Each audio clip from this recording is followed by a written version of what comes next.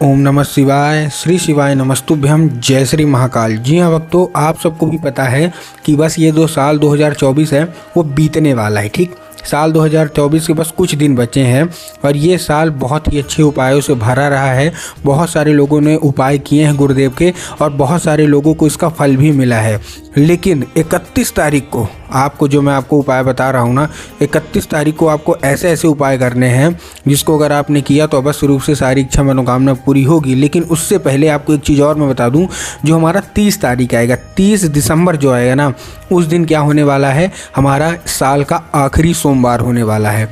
तो आपको 31 का भी उपाय बताऊंगा, 30 का भी उपाय बताऊंगा, लेकिन 30 का उपाय बहुत ज़्यादा ज़रूरी होने वाला है क्योंकि 30 तारीख का जो उपाय है ना, क्योंकि साल का आखिरी सोमवार है, इसको अगर आपने किया, जो भी मन चाही इच्छा होगी, जो भी आपके मन में होगा, सारा का सारा इच्छा जो है ना वो आपकी पूरी होगी ही होगी। क्या करना है, कैसे करना है, पूरा बताऊंगा। पूज्य गुरुदेव की कथा सुन के और अच्छे तरीके से बिल्कुल समझ के आपके लिए लेके आया हूँ, तो बस ध्यान से सुनिएगा। देखिए, आप सबको पता है कि गुरुदेव की जब कथा होती है उसमें लाखों की भीड़ आती है।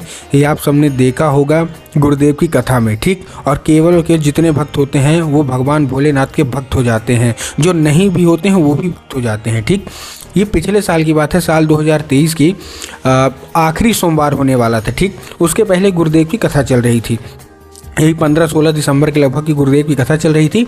गुरुदेव की कथा में लाखों की भीड़ आई और बहुत सारे लोगों की अलग अलग मनोकामना, किसी के बीमारी की मनोकामना है, किसी के कोई व्यक्ति नशा करता है, किसी का बच्चा नहीं पड़ता, किसी की कोई ऐसा रोग है जो ठीक नहीं हो रहा, किसी के पति पत्नी में झगड़े हैं, किसी की धन प्राप्ति नहीं हो पा रही है, किसी कर्जा बहुत, मतलब अलग अलग तरह के सबकी अपनी मनोकामना थे। और सब यही बोल रहे थे कि गुरुदेव कृपया करके हमारे ऊपर मार्गदर्शन दीजिए, हम लोग बहुत ज़्यादा परेशान हैं, कृपया करके कोई उपाय बता दें ताकि हम इन सब से निवारण पा जाएं। अब जब गुरुदेव ने ये देखा तब गुरुदेव ने 2 से 3 उपाय बता दिए और कहा, केवल और केवल उन्होंने यही कहा था कि साल का जो आखिरी सोमवार होगा ना, उसी दिन ये उपाय कर लेना, फिर देखना बाबा भोलेनाथ का कमाल, तुम्हारी पूरी किस्मत जो है ना वो बदल के हो जाएगी, मतलब बदल जाएगी और तुम्हारा जीवन पूरा बिल्कुल चेंज हो जाएगा। अब जब गुरुदेव ने उपाय बताया तो लोगों ने साल के आखिरी सोमवार के दिन उपाय करना शुरू कर दिया। अब जैसे ही लोगों ने साल के आखिरी जो सोमवार था उस दिन उपाय करना शुरू कर दिया, उनको फल मिलने लगा। अब जैसे उनको फल मिलने लगा, वो अगली कथा जब हुई गुरुदेव की जनवरी 2024 में, वो लोग आए और आने के बाद गुरुदेव को उन्होंने फिर से पत्र लिखा। लेकिन इस बार आप जान के हैरान हो जाओगे। क्यों हैरान हो जाओगे? क्योंकि ये वाला जो पत्र था ना, ये गुरुदेव को धन्यवाद के रूप में पत्र था कि गुरुदेव धन्य हो आपका, आपके द्वारा बताया गया उपाय हमने कर लिया है, सारी इच्छा सारी मनोकामना हमारी पूरी हुई है। हमारा जो मनोकामना था नहीं पूरी हो रही थी, साल के आखिरी सोमवार में हमने वो इच्छा मनोकामना अपनी जाहिर की, हमारी इच्छा पूरी हो गई। गुरुदेव आपका कोटि कोटि धन्यवाद। तो देखिए, जो लोग भी मेरी आवाज़ अभी सुन रहे हैं ना, अगर आपको भी जानना है कि आखिर ऐसा कौन सा उपाय है जिसको करने मात्र से इच्छा मनोकामना जो है वो पूरी हो जाती है, तो चलिए हम बताते हैं आपको आज की इस वीडियो के माध्यम से कि आपको करना क्या है। तो बस उपाय ध्यान से सुन के अच्छे से करिएगा ज़रूर। और अगर आपने आज का ये उपाय ध्यान से सुन के और अच्छे तरीके से कर लिया ना, फिर आप देखिए आपकी जो कोई भी इच्छा मनोकामना है कैसी आपकी पूरी होती ही होती है।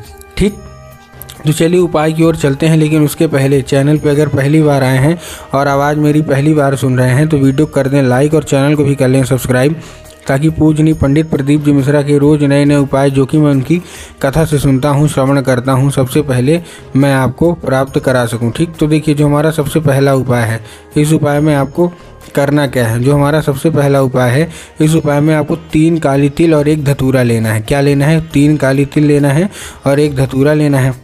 अब देखिए, काली तिल और काली मिर्च में ना बहुत सारे लोगों के मन में कन्फ्यूज़न आता है कि काली तिल क्या है, काली मिर्च क्या है, हमको थोड़ा साफ साफ बताओ। तब गुरुदेव ने साफ साफ बताया है कि आपको काली तिल ही लेना है, साथ में 1 धतूरा ले लीजिए। अब ये लेके आपको पहुंच जाना है कहाँ? सीधा सीधा शिव मंदिर, सुबह 10 बजे।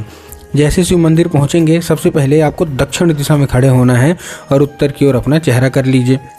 अब देखिए, दक्षिण और उत्तर में भी ना बहुत सारे लोगों के मन में कन्फ्यूज़न आता है कि अरे दक्षिण क्या है, उत्तर क्या है, हमको थोड़ा अच्छे से बताओ, साफ साफ बताओ।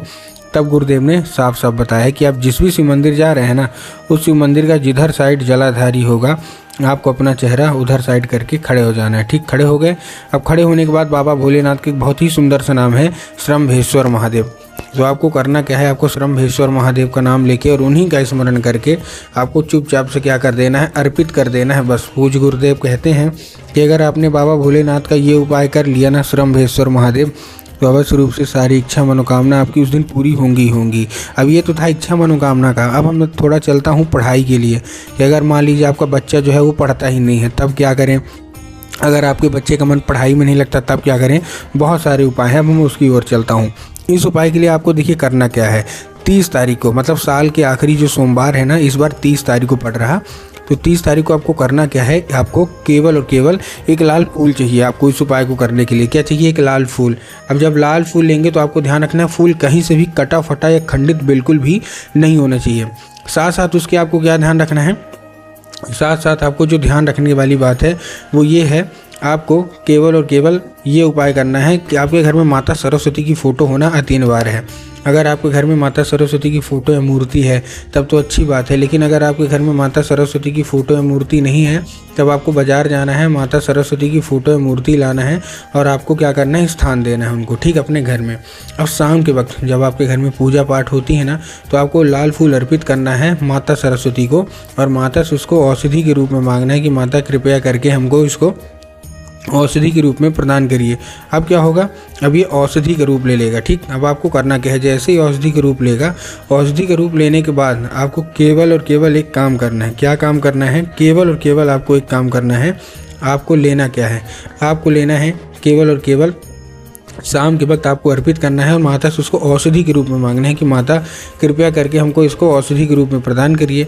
अब क्या होगा, अब ये औषधि का रूप ले लेगा। अब जैसे ही औषधि का रूप लेगा, औषधि का रूप लेने के बाद उसी रात जब आपका बच्चा अच्छे तरीके से खाना पीना खा के सो जाए तो आपको उठाना है और अपने बच्चे के माथे पे 2 से 3 बार आपको उसको फेर देना है बस। पूज्य गुरुदेव कहते हैं कि अगर आपने ऐसा कर लिया ना, फिर आप देखिए कि जो कोई भी इच्छा है, जो कोई भी मनोकामना है, सारी की सारी इच्छा, सारी की सारी जो मनोकामना है वो अवश्य रूप से पूरी होंगी ही होंगी, ठीक। ये तो था हमारा दूसरा उपाय बच्चे के लिए, अगर बच्चा के मन पढ़ाई में नहीं लगता, ठीक। ये तो था हमारा दूसरा उपाय। अब हम चलते हैं अपने तीसरे और आखिरी उपाय की ओर। ये है कर्जा मुक्ति का। अगर आपके जीवन में कर्जा बहुत ज़्यादा बढ़ गया तो कर्जा मुक्ति का भी उपाय सुन लीजिए। इस उपाय में आपको कच्चा दूध चाहिए। अब ये बहुत ही बड़ा कर्जा मुक्ति का उपाय, बड़ा से बड़ा कर्जा आपका चला जाएगा। तो आपको क्या लेना है, आपको लेना है केवल और केवल आपको लेना है कच्चा दूध। अब कच्चा दूध लेके आपको वहाँ पहुँचना है। आपके दिमाग में आया होगा जाएंगे बाबा भोलेनाथ के मंदिर में अर्पित कर देंगे, नहीं, आपको बाबा भोलेनाथ के ऊपर अर्पित नहीं करना, आपको माता शोक सुंदरी के ऊपर अर्पित करना है। कहाँ, जलाधारी के बिल्कुल बीचों बीच जगह होती है, बस आप जाके वहाँ अर्पित करिए एक नाम लेके। महादेव का बहुत ही सुंदर सा नाम है चंद्रमौली महादेव। तो आपको चंद्रमौली महादेव का नाम लेके और उन्हीं का स्मरण करके आपको चुपचाप अर्पित करना है बस। 1 से 1.5 महीने के अंदर आपके जीवन में जितना भी कर्जा होगा ना, सारा का सारा जो कर्जा है वो अवश्य रूप से समाप्त होगा ही होगा। तो उम्मीद करता हूँ आज का उपाय समझ में आ गया होगा।